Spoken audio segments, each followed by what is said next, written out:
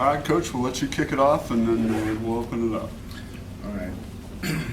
Before we do start, I do want to just mention Isaiah Ford and his injury. Let him know that we're all pulling for him. He's a fantastic contributor to Virginia Tech football, a great person. We wish him a speedy recovery. Unfortunately, along those lines, it looks like we've lost Caleb Farley for the year to a knee injury. Our medical team will do a great job getting him back and ready to go. It was a non-contact injury that happened in the first practice. Caleb's an incredibly hard worker, good young man, always going to work hard to get back, and a lot of support from his teammates and his coaches. Quarterback competition's moving along. We've just been at it for a couple days, and I'm looking forward to today. We kind of get to put some shoulder pads on and maybe get some noise moving around the quarterbacks in the pocket, and see if we can execute a little bit. So, and then lastly, Bruce Arians, I think they open up tonight. I've enjoyed his book and want to wish him success. I'm looking forward to getting a chance to visit with him sometime. Fire away. In terms of depth at receiver, who are some of the other guys that you feel good about, and how much work do you have to do at that position still? Well, I mean, we going into this season, we had two proven people. And that still hasn't changed. We have Cam and CJ. And we have a whole pool of other people that are competing for playing time, competing to be dependable players. And obviously, losing Caleb means there's one less person in that group. And I haven't seen enough from anybody to know who those guys are going to be. I mean, I think we all know the guys that we're trying to push forward to become those guys, but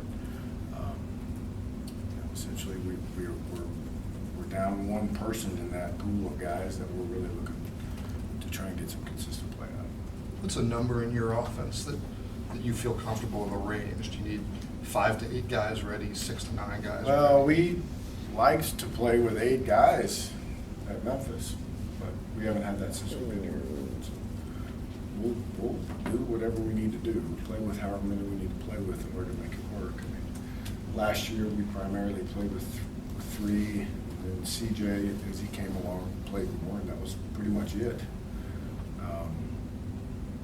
We'd like to continue to grow that number.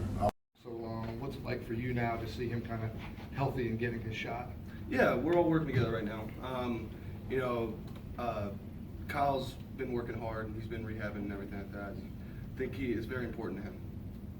It's tough as a teammate to see somebody go through. I mean, that's a long time to be. Yeah, I mean, it's tough, but he has the right mindset about it, and he's always working hard.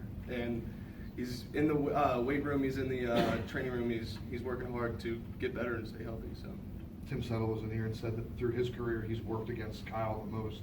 Obviously, they're different body types and sizes. So, from your vantage point, what kind of a matchup is that? Yeah, we all have funny matchups sometimes, but they work hard. They both work hard against each other, and that's why they get good work. And I feel like that's the most important thing with Timmy getting better and Kyle getting better is going against each other. Two very good players. So.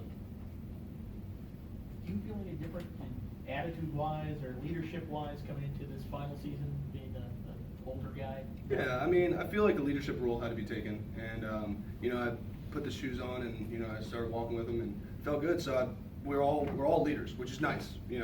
Every single one of the offensive linemen is a leader in their group, in the weight room, everything. So it's nice to have that chemistry with the guys, and nice to have the same mindset, the same leadership mindset. So. What do you have to do differently with leadership shoes on at this point? Not mess up. What You can't mess up a lot. That's the thing. You can't mess up. But it's important just being yourself. If you're not a vocal leader, you're not a vocal leader. If you're a lead by example kind of guy, that's how you got to lead. So that's what I learned. How do you do it?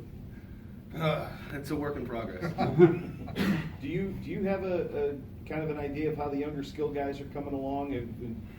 I know it's hard, it's early, but through film or through the way they just walk on the field or the way they carry themselves, anything like that? Well, I don't know I'm looking at my steps. I'm looking at my work, or the offensive line's work, really. But in punt and special teams, you know, I see a lot of kids working hard, a lot of young guys, you know, trying to get on the field. You know, that's the way, you know, special teams.